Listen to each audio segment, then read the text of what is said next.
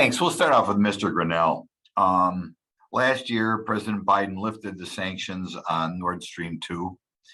Do you want to comment on that, or your opinion as to why President Biden would drop the sanctions and the effect of it? Yeah, look, I think that consensus is a really nice word.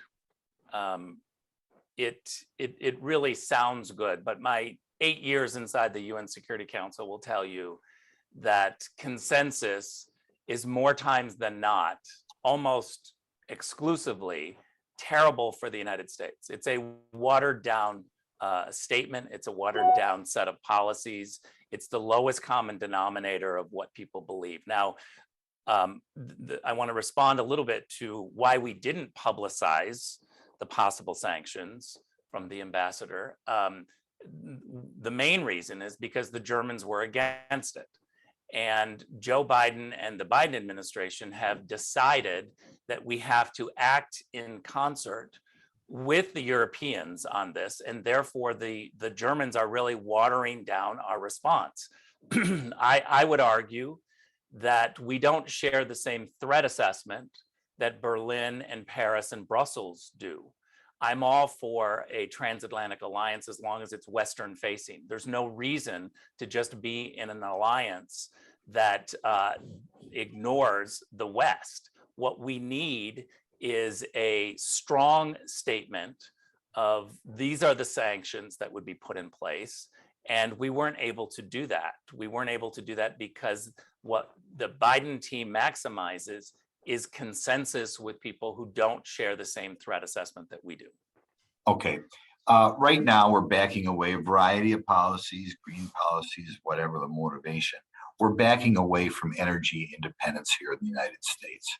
Do you want to elaborate on that a little and what effect our backing away from energy independence or producing energy here in the United States has on this potential conflict?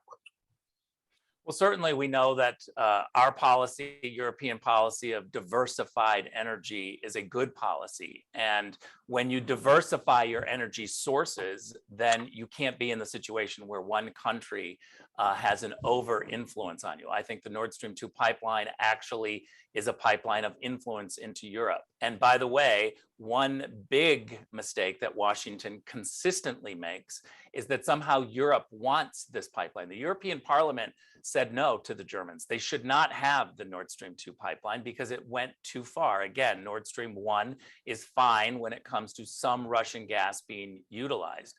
When it comes to the United States, your question is very important because we have seen a transformation of our foreign policy simply because we were getting off Middle East oil and we were able to produce and be energy independent and use energy in the best way possible. I don't want to cut you off, but is it accurate to say that if we were producing more energy in this country, we would be in better shape in a variety of ways here?